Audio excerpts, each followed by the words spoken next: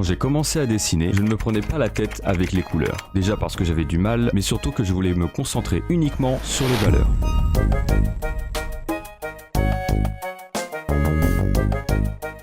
La valeur est un paramètre très important. Sans elle, il va être très difficile de comprendre la lisibilité de votre image. Elle détermine les formes, mais également la lumière, et c'est pourquoi quand vous passez n'importe quelle image en noir et blanc, vous allez toujours comprendre ce qu'il s'y passe. Les valeurs peuvent rendre une image très lisible ou complètement illisible.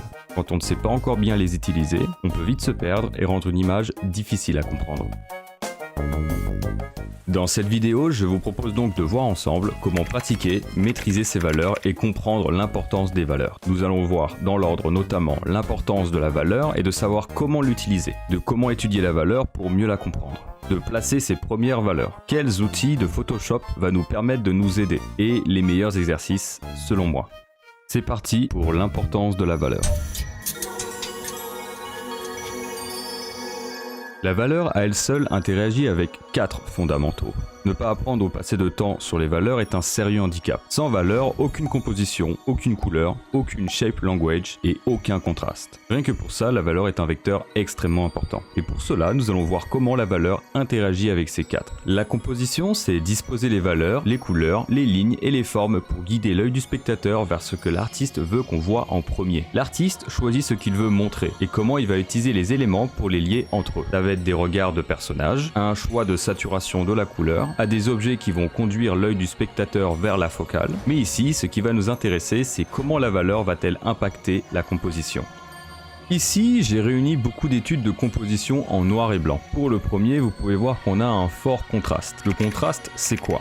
C'est l'opposition de deux choses dont l'une fait ressortir l'autre, ou variation de l'ombre et de la lumière. Moi, je préfère plutôt penser à l'écart qu'il y a entre deux valeurs. Plus l'écart entre les valeurs sont grandes, plus l'objet sera intéressant à regarder. Moins l'écart est grand, moins c'est intéressant. De cette même manière, nous pouvons utiliser le contraste dans nos valeurs. Ici, nous avons un fort blanc à 90% dans du noir à 60%. Et cet écart est suffisamment grand pour automatiquement que notre regard soit attiré et comme bloqué à cet endroit. Ici, l'artiste a mis beaucoup de dynamique dans son image. Un chevalier avec une hache imposante et des chaînes qui passent devant lui. Cet effet de flamme blanche sur la hache n'est pas du hasard. Il faut savoir que les visages, les mains, les personnages sont des focales directes. Dans ces images, le contraste n'est pas utilisé pour attirer l'attention immédiatement sur le point focal, mais pour amener naturellement le regard vers lui. Les chaînes qui passeront devant le personnage auront toujours des valeurs plus foncées que le reste de l'image. Et vous pouvez voir qu'il se sert aussi de ces chaînes pour amener votre regard vers le personnage.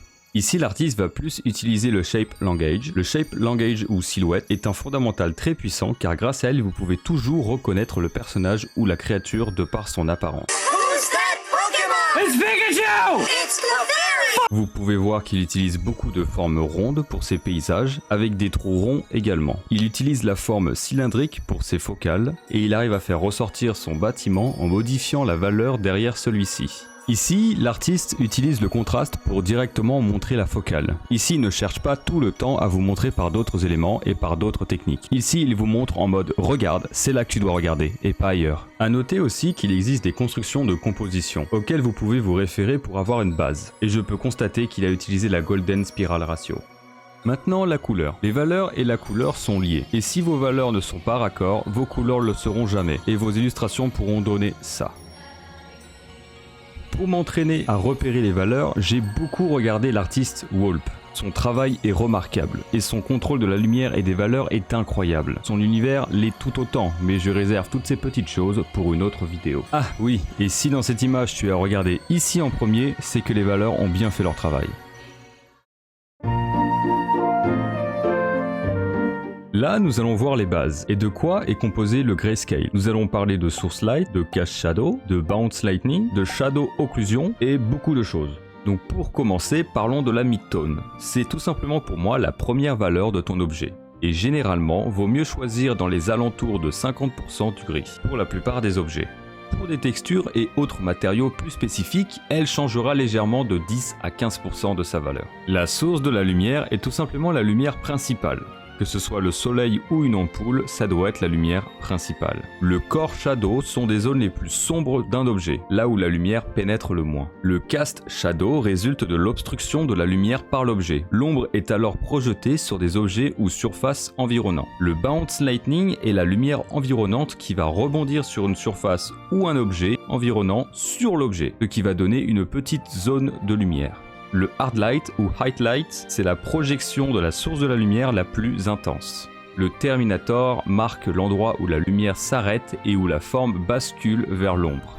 Les shadow occlusions sont des ombres auxquelles la lumière n'atteindra jamais. Le meilleur exemple est de joindre vos mains et vous verrez dans le creux de vos mains cette ombre.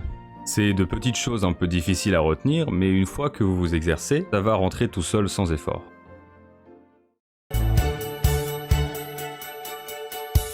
Ici, le but est d'utiliser les références et de construire progressivement une compréhension profonde à travers divers exemples de la façon dont la lumière interagit avec les différents objets et de comprendre petit à petit l'impact qu'a la valeur. Avoir une bonne référence est primordial à la bonne compréhension de cette pratique. C'est pourquoi je te donne le lien d'un pack de plus de 500 images gratuites qui seront parfaites pour apprendre. L'exercice ici est de réaliser des études de valeur sur des objets géométriquement simples.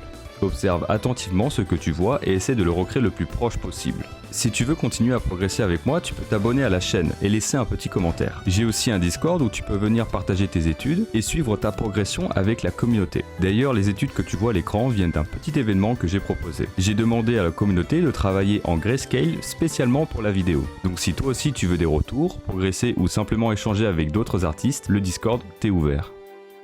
Pour ce second exercice, ici l'étude en noir et blanc, toujours avec les mêmes références, le but est de traduire cette référence en noir et blanc. Cet exercice va obliger votre cerveau à établir une hiérarchie de décision. Quand on ne dispose que de deux valeurs, on doit réfléchir à qu'est-ce qu'on essaye de montrer et quelle est la manière la plus claire, et ce uniquement avec deux valeurs. Cette étude est vraiment impressionnante car elle va entraîner votre œil à percevoir les formes, mais également votre cerveau à interpréter les groupes de valeurs. Il va également vous forcer à prendre des tonnes de décisions, et plus de décisions vous allez corriger, plus vous allez apprendre. Et cette manière de faire est très importante car elle va vous apprendre à repérer des formes, des patterns réguliers que la lumière va créer, et va vous donner l'habilité de mieux comprendre vos formes, vos valeurs et vos shape language. Quand vous commencez, vous devez vous concentrer sur la forme. Commencez avec un gros pinceau et approximativement reproduire la forme de la référence. Puis vous allez vous concentrer sur la correspondance de forme. Votre forme doit correspondre à celle de la référence. C'est un exercice assez difficile dans des débuts, c'est pourquoi je vous recommande de commencer avec des objets géométriquement simples et d'en faire beaucoup avant de passer à des objets ou de références d'images plus difficiles. Si vous rencontrez des difficultés, fiez-vous à vos yeux, car notre cerveau n'interprète pas toujours les bonnes valeurs. Dans certaines images, nous allons croire que la valeur de la lumière est plus brillante que ce qu'on pense, ce qui va donner des valeurs fausses. C'est pourquoi il est important que cet exercice de ne jamais zoomer dedans. Vous devez toujours rester à très bonne distance entre votre exercice et la référence. Et de cette manière, vous allez beaucoup plus progresser dans la compréhension de la valeur. Une fois que vous êtes plus à l'aise avec deux valeurs, vous pouvez rajouter une valeur, puis une deuxième. Et de cette manière, vous allez drastiquement comprendre chaque couche de valeur que compose n'importe quelle image. Passer sur plusieurs valeurs vous semblera être plus facile, car vous travaillerez soudainement avec bien plus d'éléments qu'auparavant. Ce sera comme si Sangoku prenait plus au sérieux son combat et qu'il lâchait son équipement qui pesait une tonne. Quand on étudie les valeurs, il est important de penser aux relations entre les valeurs. La perception de la valeur est influencée par la valeur voisine. Par exemple, ici, quelle est la valeur la plus claire entre ces deux sphères au milieu ? Celui de gauche semble plus clair que celui de droite, et pourtant notre cerveau nous trompe. En réalité, ce sont les mêmes valeurs. Les valeurs qui sont autour vont influencer la manière de voir les valeurs réelles. Et c'est pourquoi dans ce troisième exercice, nous allons un peu plus approfondir la connaissance des groupes de valeurs.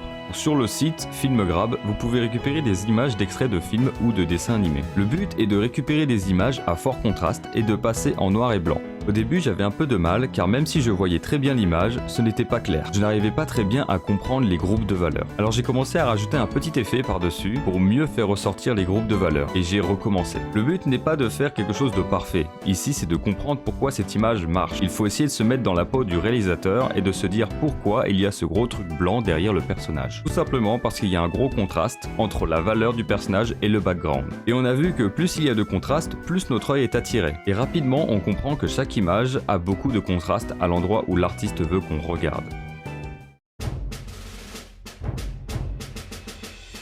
Une fois que vous comprenez un peu plus comment placer vos valeurs et comment elles fonctionnent, on va pouvoir voir quels outils Photoshop nous permet de corriger ou d'accentuer les valeurs. Tout d'abord, il est très important de placer ces valeurs correctement pour que les outils fonctionnent à leur plein potentiel. Ici, je vous montre avec une de mes dernières illustrations comment je vais me servir des outils et je vais commencer par mon outil préféré, la courbe.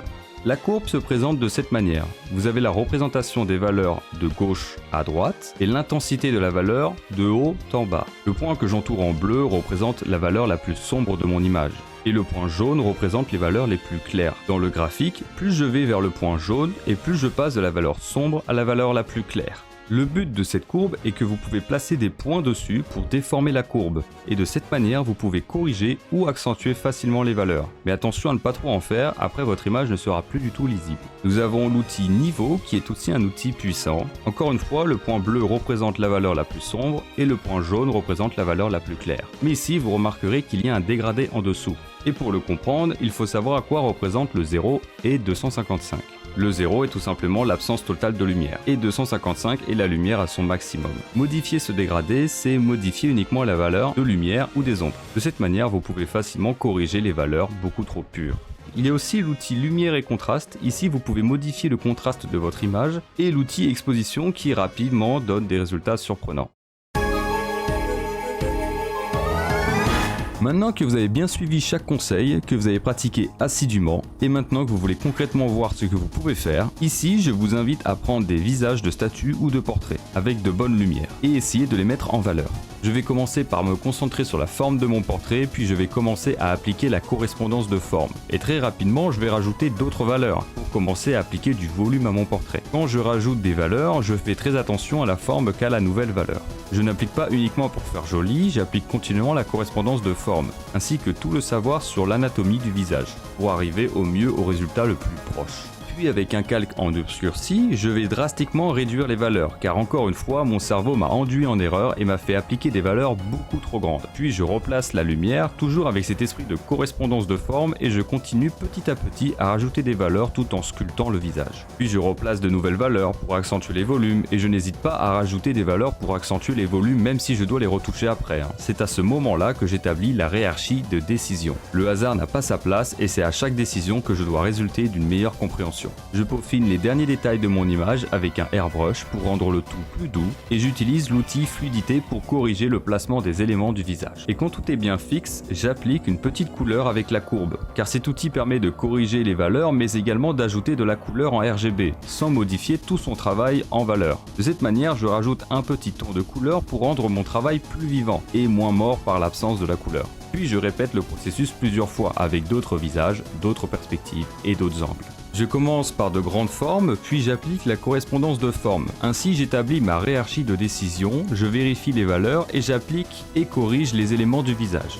J'avance petit à petit vers la réalisation finale de ces études. Plus vous allez pousser cette étude, plus vous allez vous rendre compte de vos lacunes. Et c'est à ce moment-là qu'il faut réussir à comprendre si c'est un manque de savoir, d'anatomie, si c'est le manque de pratique en volume qui dérange, si je n'arrive pas à avoir la forme du visage, ou simplement si j'ai encore du mal avec les valeurs. Merci d'avoir regardé la vidéo jusqu'au bout, ça compte vraiment pour moi. Si elle t'a aidé à mieux comprendre les valeurs, n'hésite pas à laisser un like ou un commentaire pour me le dire. Et surtout, continue à pratiquer, c'est là que tout se construit.